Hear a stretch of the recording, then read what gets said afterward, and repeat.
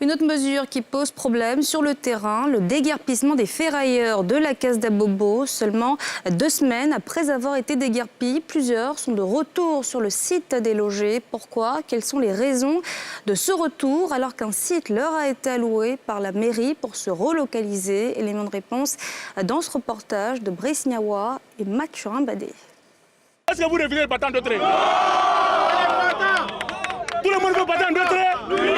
Déguerpis de ce lieu, il y a quelques jours, pour leur recasement à la nouvelle casse de Ndotri.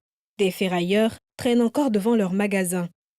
Si certains d'entre eux sont déjà en activité sur le nouveau site, ce n'est pas le cas pour ceux-ci, qui dénoncent les conditions d'accès au nouveau site. Les magasins qui étaient en Ndotri ne peuvent pas contenir tous les ferrailleurs qui sont à Bobo. On a fait savoir à la mairie d'Abobo, on dit qu'il faut qu'on aille équiper les magasins qui sont là-bas. On est d'accord aussi pour ça. Maintenant, pour que les gens puissent partir là-bas pour aller équiper ces magasins-là, les magasins étaient à 600 000 francs. Parce qu'à la casse, il y a beaucoup de pauvres. Quelqu'un qui n'a pas pu prendre un magasin à 500 000 francs, comment il peut prendre un magasin à 1 million? On leur met la pression pour fermer. Et pourtant, c'est ici, là, l'argent doit quitter pour aller prendre les magasins d'autres. Si tu n'as pas l'argent, comment tu vas aller prendre l'argent là-bas? Ils montent la garde devant leurs magasins fermés. En face, les forces de l'ordre qui veillent à ce que ces magasins restent bien fermés. Mes magasins sont aujourd'hui fermés. On demande à mes locataires de ne plus travailler ici. Où vais-je trouver la somme de 6 à 7 millions de francs CFA pour rembourser leur caution? Cela fait près de 20 ans que je suis ici, avec une grande famille de 4 femmes et 45 enfants. Comment et avec quoi pourrons-nous vivre? Cette situation ne m'arrange pas du tout. Vraiment, aidez-nous. Nous pouvons rester comme ça. Des pères de famille, les enfants vont à l'école. C'est sur la ferraille que nous comptons. Les magasins sont fermés là. Les enfants vont manger comment? Nous allons vivre comment? Nous allons nous nourrir comment? On ne peut pas contenir tous ces gens-là pendant longtemps. Parce que ceux-là, c'est des gens qui viennent chercher le quotidien. Il faut que l'État de Côte d'Ivoire s'implique dedans.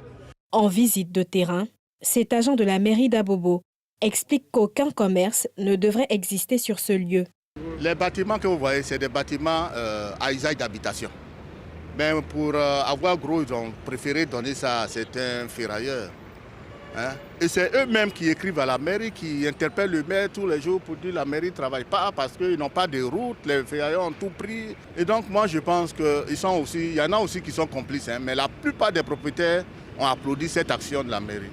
La situation est tendue et le calme est précaire. Depuis le 3, on ne met pas la force, on demande aux gens de partir. C'est maintenant qu'on dit, bon, ceux qui ne vont pas, il faut qu'on ferme les magasins. Mais écoutez, quand vous lancez des projectiles sur des personnes qui sont venues faire leur travail, la police, la gendarmerie n'a autre moyen, n'est-ce pas, que les gaz lacrymogènes, n'est-ce pas, pour disperser ces rassemblements qui créent ces problèmes-là. Mais c'est des choses qui sont très vite passées et puis bon, ça continue. Résoudre le problème d'insalubrité urbaine, d'insécurité et d'occupation du domaine public, c'est l'objectif visé par ce projet d'assainissement et d'embellissement de la commune d'Abobo.